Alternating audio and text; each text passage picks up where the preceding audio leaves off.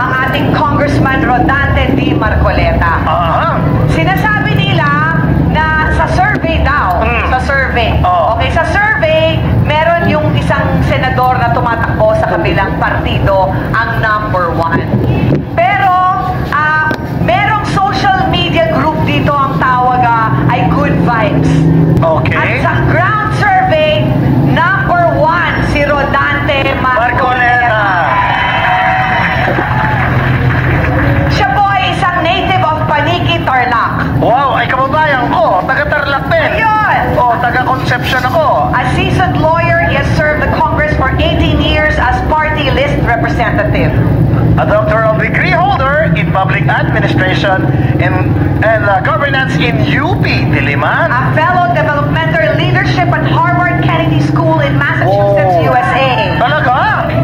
Wow! Kita niyo naman known for his power bills, co-author of the Magna Carta for the Poor and Defender of Tradition in the House of Representatives. A fighter, the incorruptible, uncompromising public servant. Ladies and gentlemen, number 38 sa balota, Senator to be Rodante Marcoleta!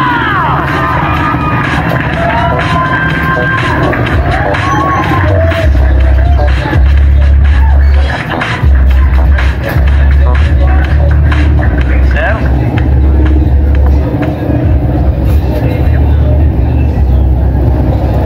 Magandang hapon po sa ating lahat. Kanina po sabi ni Senator Bato, kasama po siya sa mga nagbebenta ng suka. Yung iba naman po siguro ay bumibili ng suka. Alam po ninyo ako, dahil sa hirap yata na dinaanan ko sa aking buhay, nangungutang po ako ng suka. Pero kahit po ganon, kahit na tayong lahat ngayon na nandito ay pinaglihi lahat sa suka, tayo po lahat ay nakakakilala. Alam natin kung bakit napakataas ng pangunahing bilihin sa ating bansa. Yung hindi kumakain ng suka, hindi nila alam yun. Alam din natin na lubog na tayo. Naaamoy lang natin ay suka. Pero sila hindi nila alam. Sapagkat karamihan sa kanila ay involved sa corruption. Humirap ang ating bansa. Tingnan po ninyo ang budget nyo ngayon. Budget natin sa taong ito, 6.325 trillion. Pag tinanggal mo po ang 30% dyan, ang dapat na national spending lang natin ay 4.5 trillion. Yun lang ang kailangan natin. Ano yung kanilang projected revenue? 4.8 trillion pesos. Alisin mo yung 30% na corruption, dapat 5.5 trillion yun. Sa mga tuwid, ang gross revenue natin, kung wala ang corruption, will be 5.5 trillion. National spending, walang corruption, 4.5 trillion. Meron tayong surplus na 1 trillion pesos. Baliktad ang nangyari. Ngayon po ang ating deficit, projected deficit, 1.5 trillion pesos. Katumbas ng mangungutang tayo, 122 billion pesos per month. 4.2 billion pesos per day or 173 million. Bakit po hindi niya maintindihan yan? Bakit tayo po na ipinaglihilang sa suka ang nakakaintindi nito? Napakalaki po ng problema at hamon na hinaharap ng ating bansa. Ang ginagawa nila ay para pag-awayin ang Pilipino. They impeach the Vice President even if there is no basis for it.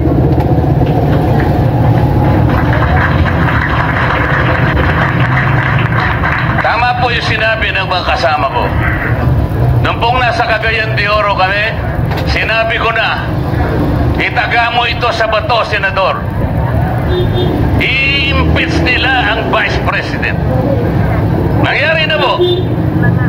So, ang gagawin nila ngayon, even if the impeachment complaint was a handiwork of the 19th Congress, ang gagawin nila pagdating ng 20th Congress, pipilitin nila na doon nila litisin ang ating Vice President. There is a constitutional issue here. Kailangan po ninyo yung abogado na makakarating sa 20th Congress. Kailangan po ninyo yung abogado na lalaban para sa inyo, para sa katuwiran. Sapagkat kung wala po kayong dadalhin na abogado doon na magtatanggol, our country will be going to the dogs. Hindi ko na po hahabaan ang aking sasabihin. Nagkakaintindihan naman po tayo. Gusto ko na lamang ikwento sa inyo nung inimbita po ako ng Filipino Inventor Society. Napakarami po pala nilang nagawang invention.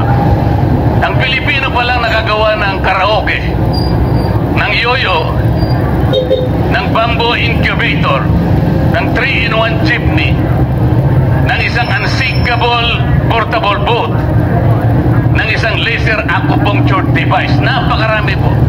Pati pala banana ketchup, Pilipino pala naka-invent. Ang sabi ko po sa kanila, bakit hindi kayo naka-invento ng isang aparato na kailangan natin, lalong-lalo na sa panahon ng eleksyon? Katulad po ng isang scanner na kung saan yung po kumakandidatong senador ngayon, 65 yata sila lahat. Patadaanin po nyo sa aparato na yan para makita natin kung sino yung qualified. Madali po yun. Ang ating bansa. Pataanin po yung 65 na tumakbong senador. Maniwala kayo sa akin, kapag kayong na-inventong aparato na yon ay matino, alam po ninyo kung sino lamang. Lahat po ay re-retikin ng aparato na yon. Maniwala kayo sa akin, sapagkat yung aparato na yon ay ginawa sa suka. Salamat po.